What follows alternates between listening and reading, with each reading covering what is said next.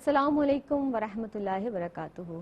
ایک مرتبہ پھر میری پہچان میں آپ سب کا خیر مقدم ہے۔ آج جس موضوع پر ہم کلام کر رہے ہیں جناب وہ ہے خدمت خلق، مخلوق خدا کی خدمت، خلق خدا کی خدمت۔ اس تعلق سے آج گفتگو کی جا رہی ہے اور قرآن مجید فرقان حمید میں کئی مقامات پر اس تعلق سے بیان آیا ہے، اور اللہ رب العزت ارشاد فرماتا ہے کہ خیر کے کام کرو، اور خیر کے کام کرنے میں تمام ہی وہ کام جو خلق خدا کی خدمت کے تعلق سے ہیں وہ تمام خیر کے کاموں میں شامل ہو جاتے ہیں۔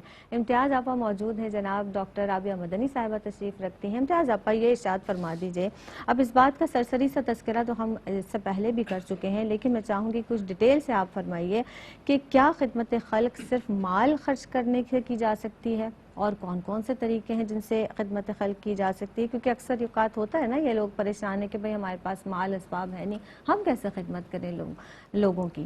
اور اس کے تعلق سے یہ بھی بتائیے گا، بالخصوص یہ سوال بہت زیادہ اہم بھی ہے کہ خدمت خلق کرتے وقت کن باتوں کا خیال رکھنا بہت زیادہ ضروری ہے، فرمائیے گا۔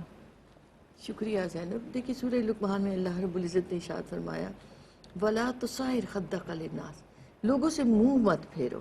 اللہ تو آپ دیکھیں تو ایک بڑی وسعت دے دی ہماری سوچ اور ہماری فکر کو کہ ہم معاشرے میں رہتے ہیں، کسی بھی معاشرے میں ہمارے ارد گرد لوگ ہیں، تو اب لوگوں سے منہ نہیں پھیرنا بلکہ لوگوں کی مدد کے لیے آگے بڑھنا ہے۔ اور یہ تمیز بھی ہٹا دی گئی کہ ایمان والے لوگوں کا ذکر آیا کہ تمام لوگ بلا تفریق رنگ و نسل کے۔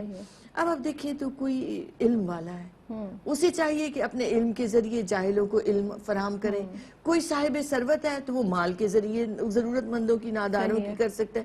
کسی کے پاس جاہ ہے، منصب ہے، اقتدار ہے، طاقت ہے، تو اب دیکھیں وہ کیا کیا کچھ نہیں کر سکتا۔ اپنے اس اقتدار کو استعمال کرتے ہوئے جب سوچ اور فکر یہ ہو کہ مجھے مخلوق خدا کے کام آنا ہے، تو اس کا وہی منصب، وہی عہدہ اس کی عبادت اور بندگی کا باعث بن جاتا ہے۔ اسی طرح آپ اور وسعت دیں تو کوئی ہنر والا ہے، کسی کو کوئی بھی ہنر آتا ہے تو وہ یہ چاہے کہ میں اس ہنر کو سکھاؤں تاکہ لوگوں کے لیے معاش کا ذریعہ بنے اور وہ رہے کہ اللہ کی رضا مجھے حاصل ہو جائے۔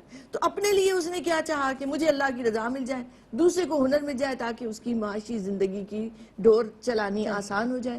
اسے آپ سمجھنے کی کوشش کریں تو یہ سلائی کڑھائی بھی آتا ہے، یہ پینٹنگ بھی آتی ہے، یہ سارے جتنے فنون ہیں آپ سب سکھاتے چلے جائیں لوگوں کو۔ تعلیمات ہیں وہ تو ہم نے پہلے رکھا کہ اہل علم جتنے بھی ہیں وہ قرآنی تعلیمات کو، تفسیر کو، فقہ کو، حدیث کو، جو کچھ آپ کو آتا ہے آپ اسے بانٹنے کی کوشش کریں۔ اور یاد رکھیں کہ جس طرح روشنی بڑھتی چلی جاتی ہے اسی طرح علم بھی، آپ کی جو نعمتیں آپ نے اللہ کی راہ میں لگا دی ان میں بھی اضافہ ہوتا ہے، کیونکہ یہ شکرانے کی صورت ہے۔ اور اللہ نے فرما دیا لَإِن شَكَرْتُمْ لَأَزِيدَنَّكُمْ، کہ اگر تم شکر ادا کرو گے تو اللہ اس میں اضافہ فرمائے گا۔ حواس سلامت رہیں، انسان چلا جاتا ہے مجذوب ہو جائے یا اس جذب میں چلا جائے، حواس نہ سلامت رہے تو وہ مدد نہیں کر پاتا۔ تو حواس سلامت رہیں، ایمان سلامت رہیں، ہر لمحہ ہم شکر ادا کرتے رہیں تو ہر شخص دوسروں کے کام آ سکتا ہے۔ کسی کا ہاتھ بڑھا کے آپ سڑک ہی پار کرا دیں، کسی کو سواری پہ سوار کرا دیں، کسی میں صلح کرا دیں، کسی سے اچھی بات کر دیں، کسی کو مسکراہٹ دے دیں، کسی کو سلام کر دیں، کسی نہ کسی طریقے سے کام آنا ہمارا مطمع نظر بن جائے۔ دوسرا آپ نے کہا کہ خدمت خلق کے طریقے یا ان میں ہمیں کن باتوں کا خیال رکھنا چاہیے، تو قرآن مجید میں بھی آتا ہے کہ اپنے جو مالی امداد دیتے ہو اسے ضائع نہ کرو، بالمن والاذی، دوسروں پر احسان جتلاتے ہوئے اور تکلیف دیتے ہوئے۔ اور پھر آپ دیکھیں تو ہمیں اصول یہ بتایا گیا کہ ایک ہاتھ سے دو تو دوسرے ہاتھ کو بھی خبر نہ ہو، پتہ نہ چلے، اتنی خاموشی سے دوسروں کی مدد کی جائے۔ پھر ہمارے یہاں عام یہ ہو چکا ہے کہ ہم چاہتے ہیں کہ فلاں جو ہے اس کے ساتھ تو میں نے اتنی اچھائی کی اور اس نے میرے ساتھ یہ کیا۔ یہ جملہ اتنا عام مجالس میں سننے کو ملتا ہے۔ تو جو آپ نے کیا تھا وہ آپ نے اس لیے کیا تھا کہ وہ بدلے میں آپ کو کچھ دے اور آپ کی خدمت کرتا رہے، آپ کا غلام بنا رہے، تو آپ نے تو نیکی کی ہی نہیں۔ آپ نے کہا عمل تو عمل خیر رہا ہی نہیں، کیونکہ اس میں تو مخلوق شامل ہو گئی۔ تو جب بھی کوئی ایسا کام کرے تو وہ خالصاً لوجہ اللہ، یہ لفظ آتا ہے قرآن مجید میں انما نطعمکم لوجہ اللہ، کہ وہ کھانے کھلاتے ہیں کیوں؟